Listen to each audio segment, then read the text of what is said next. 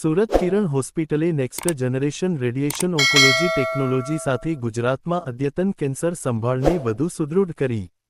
ગુજરાતમાં કેન્સરના દર્દીઓની સંખ્યાનું નોંધપાત્ર ભારણ છે.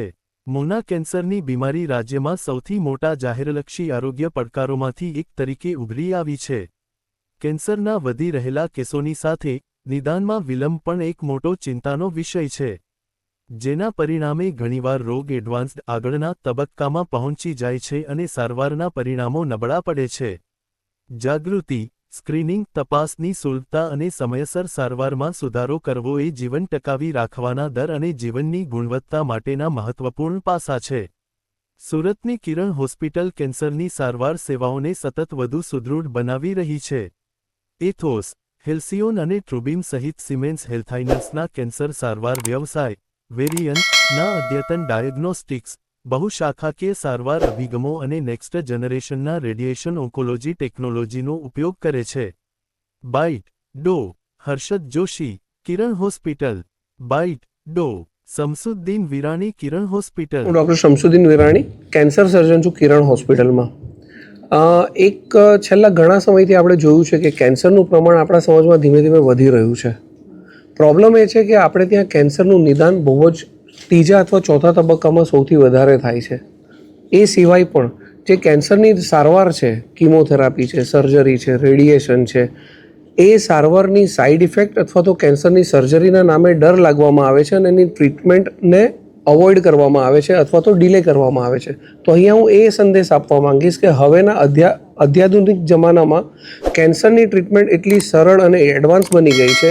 સ્પેસિફિકલી કેન્સર સર્જરીની જો વાત કરીએ તો હવે અમે કેન્સર કાઢવા સિવાય પેશન્ટની ક્વોલિટી ઓફ લાઈફ કેવી રીતના ઇમ્પ્રૂવ થાય એ પ્રમાણેની કેન્સર સર્જરીઓ કરતા થઈ ગયા, જેમાં minimal invasive surgery, robotic surgeries, હાઈપેક સર્જરીઝ, સેન્ટિનલ નોડ સર્જરીઝ, આ બધા સર્જરીના એડવાન્સ પદ્ધતિના નામ છે કે જેમાં અમારો એમ એવો હોય છે કે કેન્સર જડમૂળથી નીકળી જાય અને પેશન્ટની ક્વોલિટી ઓફ લાઈફ બને એટલી જલ્દી નોર્મલ વેમાં એ પોતાનું રૂટીન કરી શકે.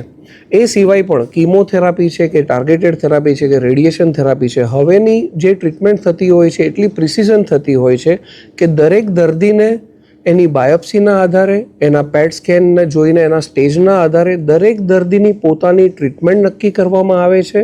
જેટલી જરૂરી છે એટલી ટ્રીટમેન્ટ આપવામાં આવે છે કે જેથી કરીને એમને સાઇડ ઇફેક્ટ ઓછી થાય અને વધુમાં વધુ એમની સારા થવાની સંભાવનાઓ વધી જાય છે. હું ડૉક્ટર હર્ષદ જોશી, કિરણ હોસ્પિટલનો CEO છું. કિરણ સુપર મલ્ટી સ્પેશિયાલિટી હોસ્પિટલ જે ફેસિલિટી દ્વારા કેન્સરની સારવાર કરી રહી છે એના માટેની માહિતી અને અન્ય આદાન પ્રદાન કરવા માટેની આપણે મળ્યા હતા. મેઇન વસ્તુ શું છે, કેન્સર ડિટેક્શન અર્લી થાય અને કેન્સરને કેમ અટકાવી શકાય, થતાં પણ અટકાવી શકાય અને થયું તો એની કેવી રીતે સારવાર કરી શકાય જેથી કરીને અર્લી એનું રિડિકેશન કરી શકીએ, એને ટોટલી મટાડી શકીએ. કે હવે કેન્સર એવું નથી રહ્યું કે કેન્સર એટલે કેન્સલ, એ વાત નથી રહી. હકીકતમાં એવું છે કે આપણે જો આ બરાબર વ્યવસ્થિત સારવાર કરીશું, અર્લી ડાયગ્નોસિસ કરીશું, એની જો વેક્સિનેશન લેશું તો એને પ્રિવેન્ટ પણ કરી શકાય છે. તો આ બધી માહિતીમાં આપણે ખ્યાલ આવે કે કેન્સર એવો રોગ નથી કે આપણે ગભરાઈ જવાની જરૂર છે. કેન્સર એવો રોગ છે કે જે બીજા રોગોની આપણે સારવાર કરી શકીએ એવી કરી શકાય.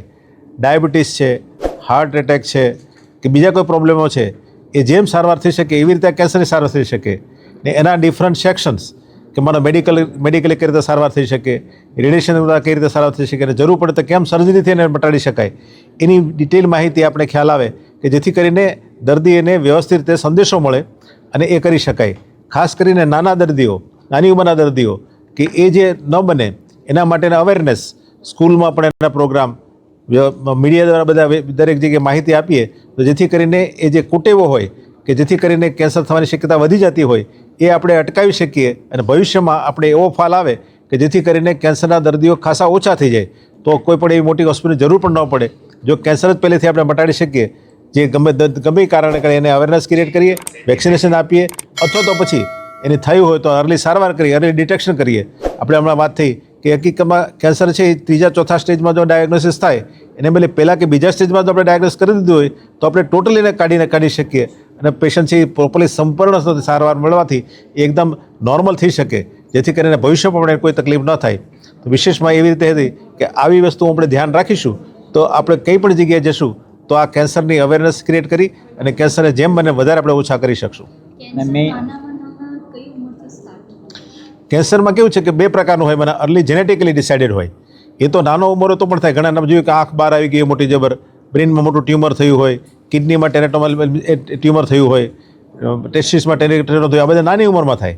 પણ એ જેનેટિકલી ડિસાઇડ છે કે એના જે રંગસૂત્રો છે એ રંગસૂત્રોમાં એ પ્રમાણે હોય કે જેથી કરીને ખબર પડે. હમણાં એક જ ફેમિલીના 8 જણાના કેન્સર જોયા કે એના જે દાદા હતા એ 48 વર્ષથી ધામમાં ગયેલા, પણ એની પછી એને દીકરીની દીકરી, એના દીકરાના દીકરી, આ બધાને પણ કેન્સર જોવા મળ્યા. તો આપણે ખ્યાલ આવે કે જેનેટિક સાઇડ છે. હા, આવી શકે, એટલે જેનેટિકલી આવી શકે. તો એક જ ફેમિલીમાં 8 થયા, તો હવે એની જેનેટિક સ્ટડી કરવી જોઈએ કે શા માટે એ ફેમિલીમાં 8 જણાને આ કેન્સર થયા છે. બરાબર, ભલે આમ ત્રીજી પેઢી ગણીએ, પહેલી પેઢી, બીજી ત્રીજી પેઢી, 3 પેઢીની અંદર 8 જણાને કેન્સર થયા, તો એનો અર્થ એમ કે કાંઈક કારણ છે. તો એ વખતે જેનેટિક સ્ટડી કરીએ તો આપણે ખ્યાલ આવે કે આ હકીકતમાં છે.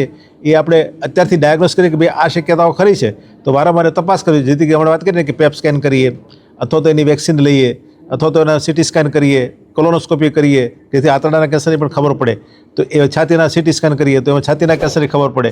તો એ બધી વસ્તુ જો આપણે કરીએ તો હકીકતમાં આપણે એ કેન્સરને જેનેટિકલી ડિસાઇડ કરતા હોઈએ તો અત્યારથી આપણે જોઈ શકીએ અને એને અટકાવી પણ શકીએ.